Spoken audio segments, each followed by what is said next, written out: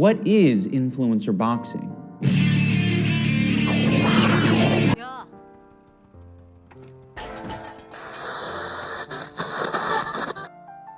Just think about it like this. Does this sound like a charity boxing event to you? To everybody who came out here tonight, this is for a great cause. Proceeds are going to charity. That's why I did this. I also did this for money. I ain't gonna lie, just keeping it real. So what's the allure of doing a boxing match like this? Money.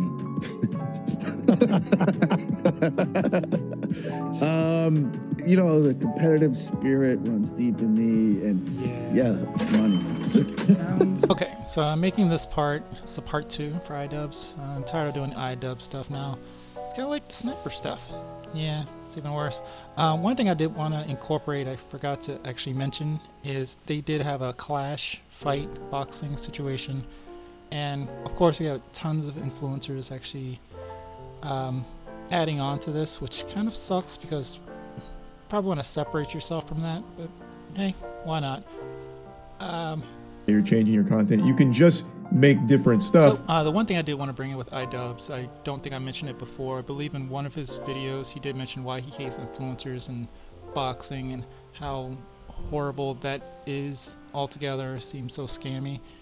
And then he ended up doing the exact same thing. And I know he mentioned multiple times throughout the video as well that, again, it's not going to be the same thing. It is a situation where they donate money, but everyone there actually ended up making money from it, so it didn't seem more like a charity other than they donate to charity from it, which it's just kind of scammy just a little bit.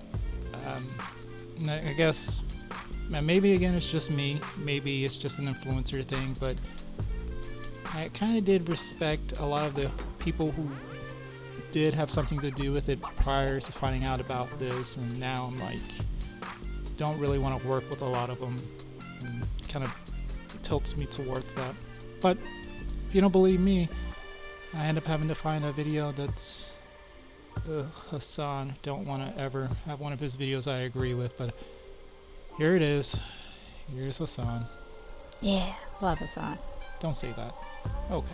He did feel very uncomfortable about it. He did feel very uncomfortable about like the things that he had said. Idubbz literally said that people came up to him expecting him to be transphobic. Even after changing his content, people still thought he was bigoted. Clearly that didn't pan out. He has evidence to prove he just can't change his content and expects his audience to change with him. I don't know why Charlie's ignoring this part. I think Charlie doesn't care as much. I mean, he's a lib. Charlie's definitely a lib, but like smack dab in the center on a lot of issues, but definitely hypercritical of cops every now and then. I've heard him aggressively advocate for workers' rights. He's just very Florida, but overall, I don't know how to describe it. I think, he's just a guy. I don't know. I don't hate Charlie, but he's completely Reddit adjacent. Yeah, I mean, he is. The only criticism I have of Charlie ever, even though I think he's a very kind person, I think he's a very nice person. I've met all of the people around him, loved all those guys at the Moist Critical Factory, right?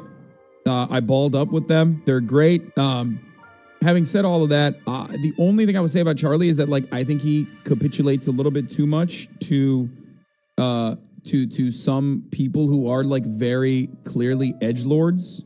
You know what I mean? People who do definitely cut racist content, or at least people who are very familiar and very friendly with people who cut racist content. Maybe they're not like overtly white supremacists themselves in a lot of instances, because there's a lot of like weird T channels.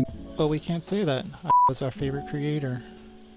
Horrible, disgusting people I have ever heard of in my entire life. Thank you for your patronage.